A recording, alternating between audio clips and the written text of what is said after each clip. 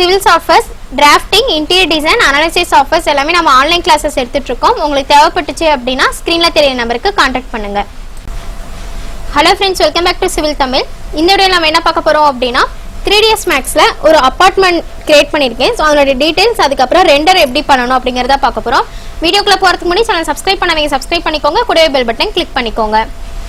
So இது வந்து பார்த்தீங்க அப்படின்னா ஒரு அபார்ட்மெண்ட் தான்.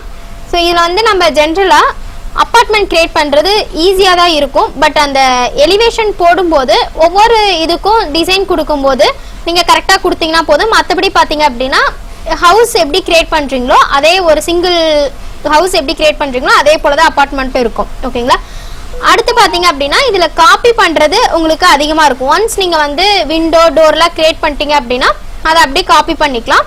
பட் இந்த மாதிரி சின்ன சின்ன இடத்துலையும் நம்ம வந்து ஒரு எலிவேஷன் ஒர்க் கொடுத்தோம், எக்ஸ்ட்ரூஷன் ஒர்க் கொடுத்தோம் அப்படின்னா தான் நம்மளுக்கு அந்த அப்பார்ட்மெண்ட்டுக்கான லுக் கிடைக்கும். ஓகேங்களா?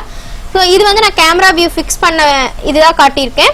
ஸோ ஜென்ரலாக பார்த்தீங்க அப்படின்னா டாப் வியூவில் வச்சோம் அப்படின்னா இந்த மாதிரி தான் இருக்கும். ஸோ 3Dயில் காட்டுறேன் பாருங்கள். ஸோ இந்த மாதிரி இருக்குது. நான் வியூ கேமரா அப்ளை பண்ணக்கப்புறம் பார்த்தீங்கன்னா இந்த வியூவில் நான் வச்சு தான் ரெண்டர் பண்ணியிருக்கேன். ஸோ இந்த வியூவில் பார்த்தீங்க அப்படின்னா ஜென்ரலாக நீங்கள் வந்து ரெண்டர் செட்டிங்ஸ் வந்து நீங்கள் ரெண்டர் செட்டிங்ஸ் பண்ணிவிட்டு 3dsmax-ல ரெண்டர் பண்ணிக்கோங்க.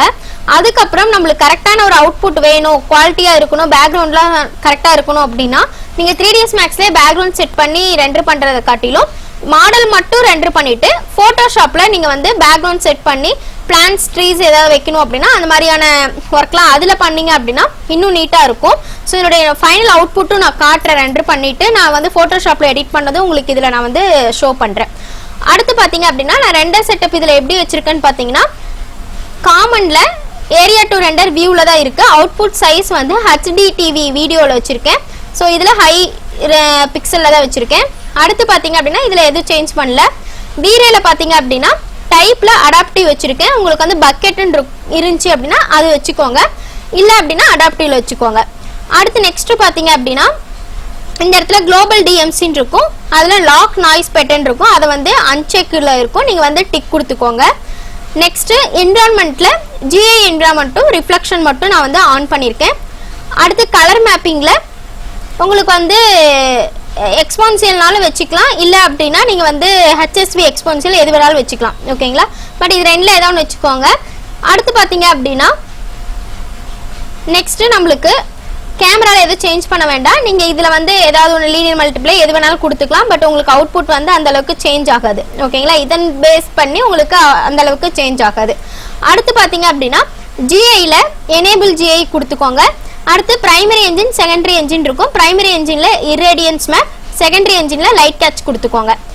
அடுத்து செட்டிங்ஸில் எதுவும் சேஞ்ச் பண்ண வேண்டாம். ரெண்டர் எலமெண்ட்ஸில் வீரே லைட்டிங், அடுத்து ரிஃப்ளெக்ஷன், ரிஃப்ராக்ஷன், ஸ்பெக்லர் அப்படின்னு சொல்லிட்டு 4 ஆப்ஷன் இருக்கும். இல்லை ஆட் கொடுத்து நீங்கள் வந்து அந்த 4ம் ஆட் பண்ணிக்கலாம். ஓகேங்களா? இதில் இருந்தால் நான் சூஸ் பண்ணி அந்த 4 இது மட்டும் ஆட் பண்ணியிருக்கேன். அடுத்து நீங்கள் ரெண்டர் கொடுத்துட்டீங்க அப்படின்னா உங்களுக்கு வந்து அந்த மாடல் மட்டும் கரெக்டாக ரெண்டர் ஆகிடும். ஓகேங்களா? ஸோ இதுக்கப்புறம் பார்த்தீங்க அப்படின்னா நான் வந்து ஃபோட்டோஷாப்பில் இம்போர்ட் அதாவது PNG ஃபைலில் அதை சேவ் பண்ணிக்கோங்க.